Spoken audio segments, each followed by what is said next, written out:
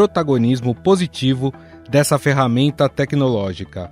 Você já sabe de quem estamos falando? Sim, ela mesmo, o ChatGPT. E sim, do porquê ela voltou ao noticiário nos últimos dias. Centenas de especialistas assinaram nesta quarta-feira um apelo para uma pausa de 6 meses na pesquisa sobre inteligências artificiais, alertando para grandes riscos para a humanidade. Nesta carta aberta, os especialistas destacam que é necessário frear o treinamento desses sistemas com o argumento de que representam uma potencial ameaça. A declaração foi assinada por mais de 1.000 pessoas e tem nomes de peso como Elon Musk, dono da Tesla, e um dos fundadores da própria OpenAI, criadora do ChatGPT. Também do cofundador da Apple, Steve Wozniak, e o CEO da Stability AI, Emad Mostaque, além de pesquisadores da DeepMind. O texto destaca os grandes riscos da inteligência artificial à sociedade e à humanidade e critica os desenvolvedores que não estão planejando e gerenciando essas novas tecnologias corretamente. Essa ameaça é muito diferente do que mostram os filmes de ficção com robôs que exterminam a humanidade. Hasta la vista, baby. Ela implica em uma série de questões éticas e morais que podem impactar todos. Na carta, os especialistas alegam que os laboratórios que trabalham com essa inteligência artificial estão correndo para desenvolver e implementar estas mentes digitais que estão cada vez mais poderosas. E como são novidade, nem mesmo os seus criadores conseguem prever e controlar todos os riscos envolvidos. A pausa também serviria para que os governos possam começar a pensar em iniciativas jurídicas de responsabilização para eventuais danos que essas tecnologias possam causar. O modo piloto automático da companhia de Elon Musk, homem mais rico do mundo e eleito personalidade do ano pela revista Time, é alvo de críticas. Só nos Estados Unidos, foram 17 pessoas feridas em acidentes e uma morte nos últimos 4 anos. O desenvolvimento de inteligências artificiais está em franca expansão. A versão que temos acesso no ChatGPT utiliza o GPT 3.5 e já faz coisas impressionantes. Redige textos com qualidade de um redator profissional, com o estilo de um escritor e ainda pode falar com propriedade sobre assuntos acadêmicos. Isso já fez a revista internacional Nature, uma das de maior prestígio na academia, proibir a coautoria do ChatGPT em publicação de artigos. Entretanto, a revista ponderou que a ferramenta poderá ser utilizada em alguns casos e com algumas regras. E a OpenAI lançou um novo modelo da linguagem da inteligência artificial naquela ferramenta, o ChatGPT, o GPT-4. E claro que é preciso entender um pouco mais dessa forma criativa que é treinada para funcionar quase como um ser humano, resolvendo problemas que são difíceis, mas com uma precisão que é incrível. Já o GPT-4 tem uma capacidade superior. Consegue ler e entender o conteúdo, também imagens que o usuário fornece, não somente texto como na versão anterior. Pesquisadores testaram o novo modelo e concluíram que, pela primeira vez, um programa poderia ser considerado, mesmo que de forma incompleta, um sistema de inteligência artificial geral. Isso significa que a máquina seria capaz de compreender ou aprender qualquer tarefa intelectual feita por um ser humano. Outro trecho da carta, como foi afirmado no amplamente apoiado Princípios de Azolar, que são os princípios, são 23 diretrizes, que foi feito na Califórnia em 2017, a inteligência artificial avançada pode representar uma transformação profunda na história da vida sobre a Terra e deveria ser planejada e administrada.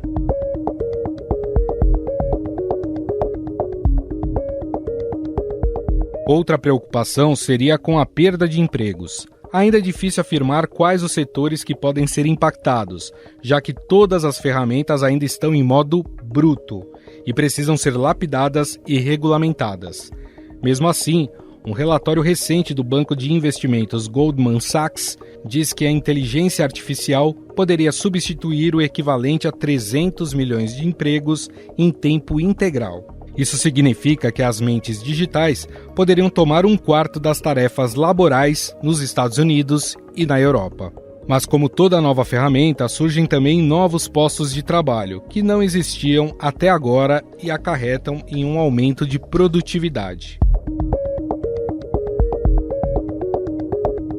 Por causa desses riscos, autoridades italianas anunciaram a decisão de bloquear o ChatGPT, acusando-o de violação de privacidade de dados e de não dispor de um sistema de verificação de idade para usuários adolescentes.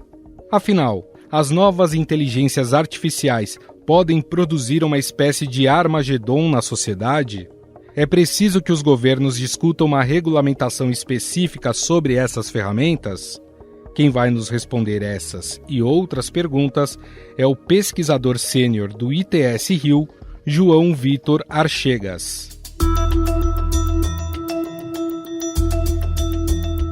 Tudo bem, João? Olá, Gustavo, tudo ótimo, muito obrigado pelo convite.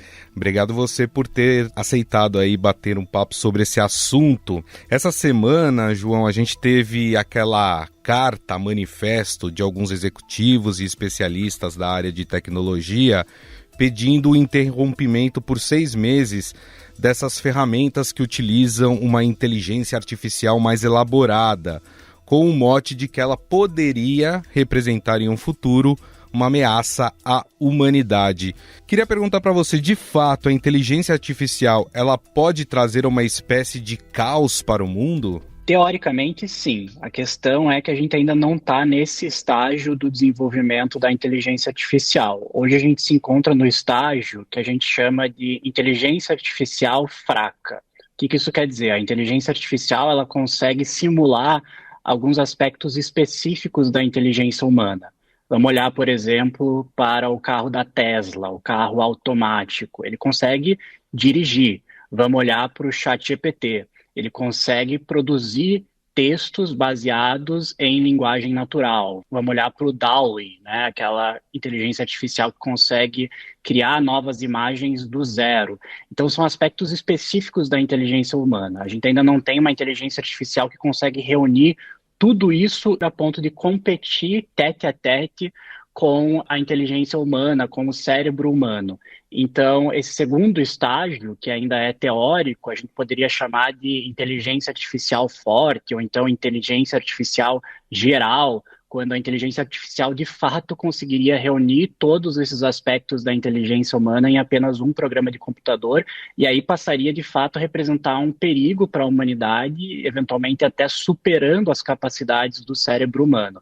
Mas isso ainda é teoria. O que essa carta quer dizer basicamente é, olha, nós estamos nesse estágio de desenvolvimento da inteligência artificial, as coisas estão acelerando num ritmo muito rápido, muito veloz, e a gente tem que ter cuidado, porque eventualmente quando a gente atingir esse segundo estágio do desenvolvimento da inteligência artificial, pode ser tarde demais. É o alerta, né, que essa carta está fazendo para a humanidade como um todo. Até baseado nisso que você está falando, João, quando a gente fala dessa espécie de Armagedon produzido pelas máquinas, claro que vem à cabeça alguns filmes e séries que trazem essa temática. Acho que o caso mais simbólico é o do Exterminador do Futuro, onde a rede Skynet assume o controle das máquinas, acaba com o mundo. Essa realidade distópica, pelo que você está falando, ela é possível de acontecer, mas a gente ainda está longe disso acontecer.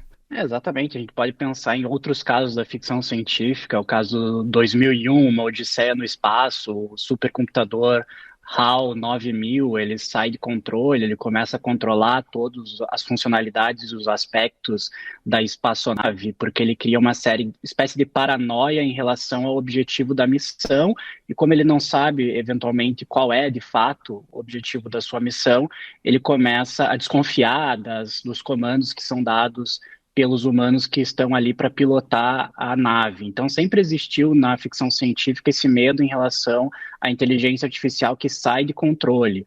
A grande questão isso ainda é, de fato, teoria. A gente não está nesse estágio de desenvolvimento da tecnologia a ponto de ter dados concretos que deem substância, que subsidiem esse medo generalizado a respeito da inteligência artificial.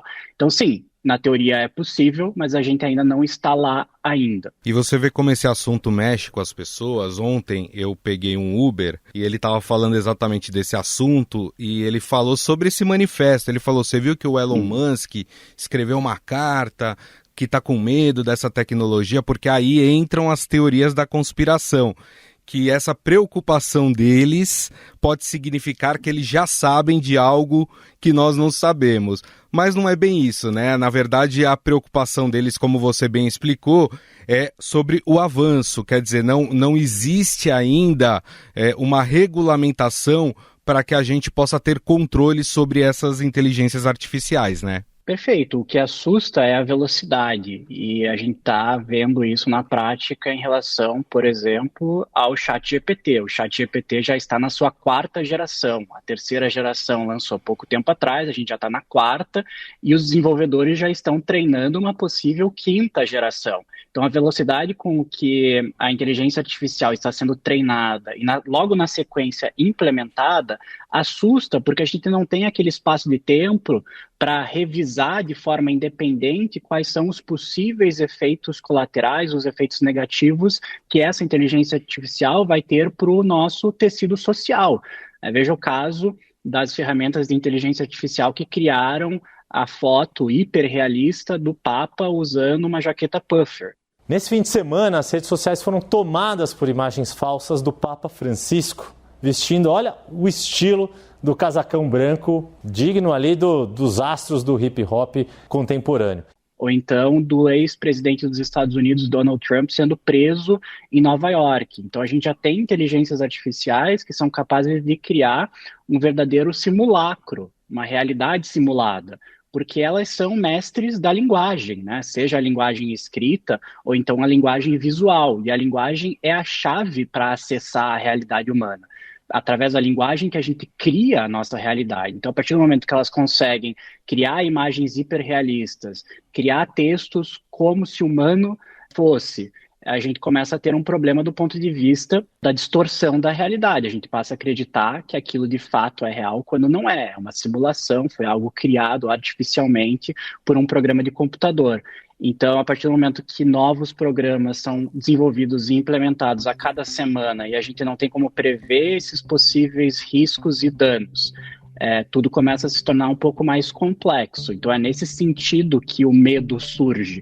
O medo surge da velocidade e do fato de a gente não ser capaz de prever essas consequências.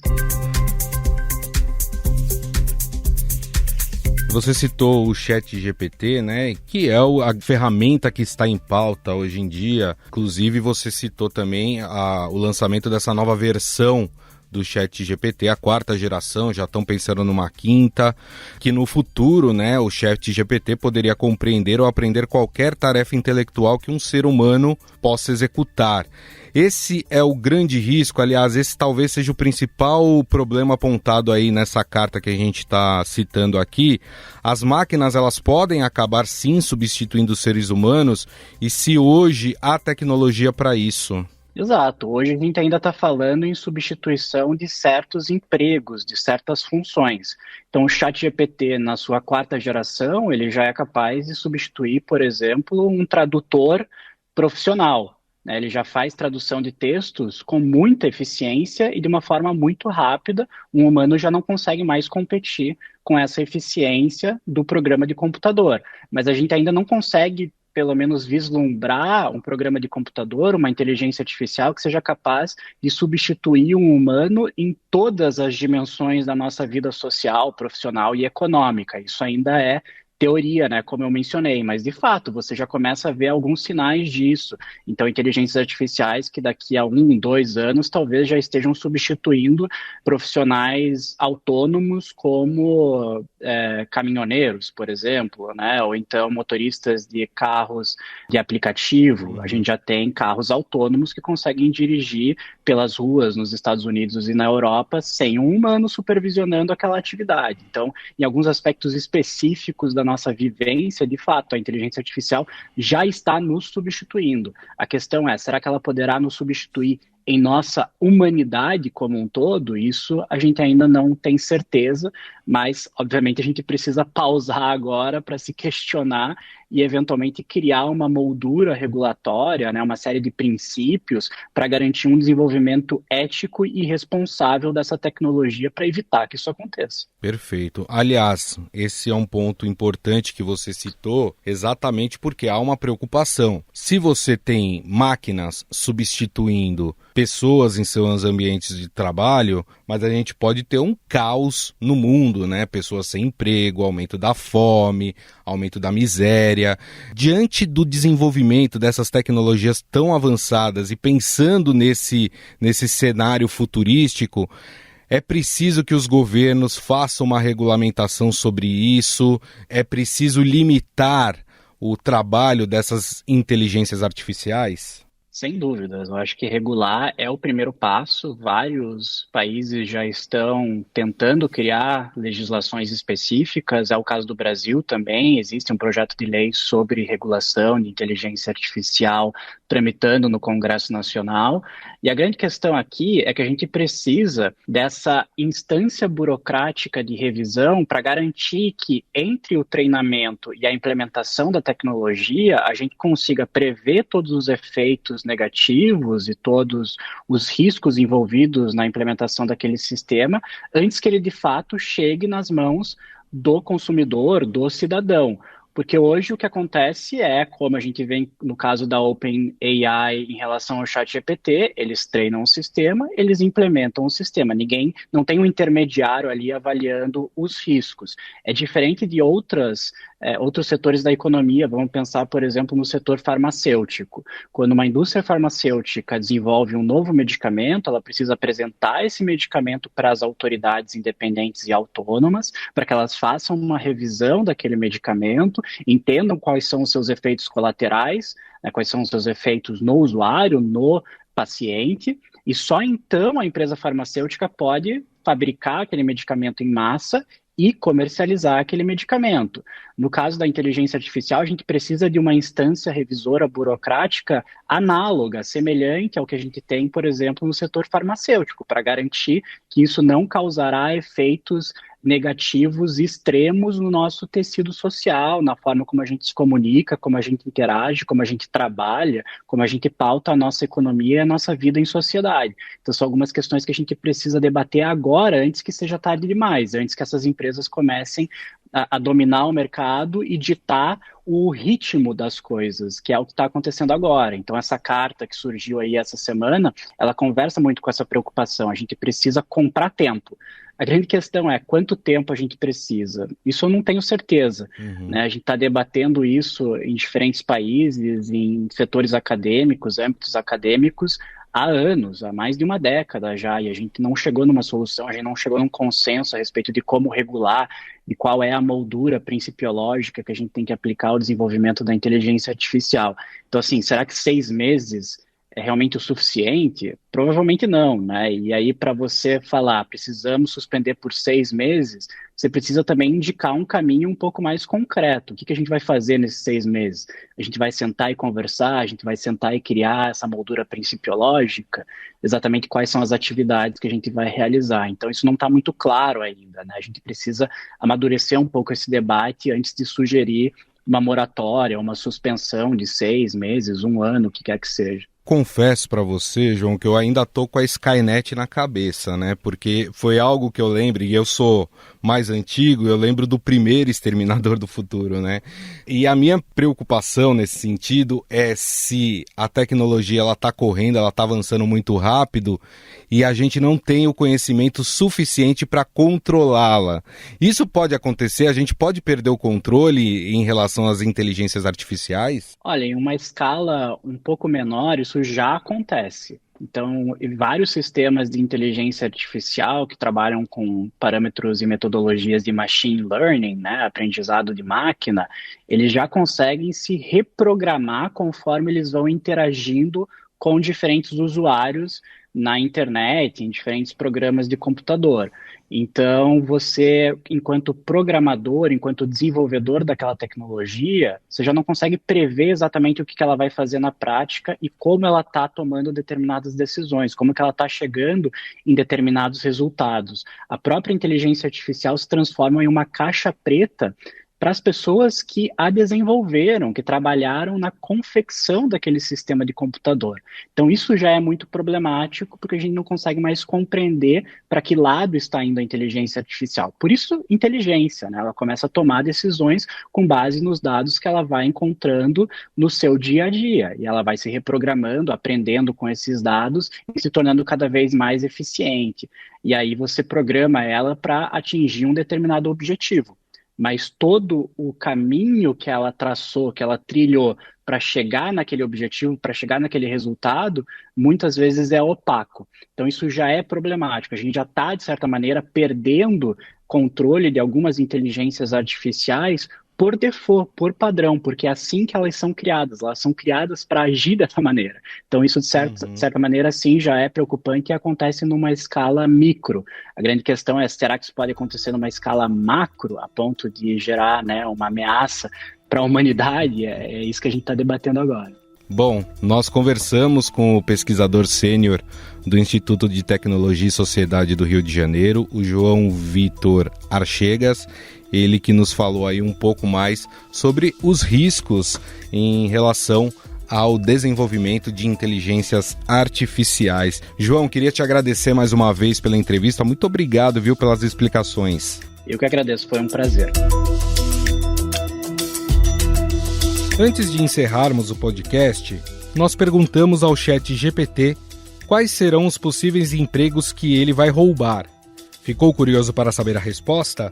Nós publicamos no descritivo deste episódio, disponível em todas as plataformas, inclusive no YouTube e no portal do Estadão. Estadão Notícias. O Estadão Notícias desta segunda-feira vai ficando por aqui. Contou com a apresentação minha, Gustavo Lopes, o roteiro, produção e edição são minhas, de Jefferson Perleberg e Gabriela Forte. A montagem é de Moacir Biasi. Mande sua mensagem ou seu recado para o nosso e-mail podcast@estadão.com. Um abraço e até mais.